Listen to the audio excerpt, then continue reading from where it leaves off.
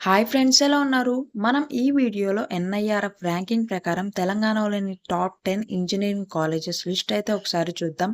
ఎవరైనా ఏపీలో కూడా ఎంసెట్ ఎగ్జామ్ రాస్తున్నట్లయితే ఏపీలోని టాప్ 10 ఇంజినీరింగ్ కాలేజెస్ మీద ఒక వీడియో అయితే చేశాను. అలానే online EAMCET exam complete process కూడా ఒక వీడియో అనేది చేశాను.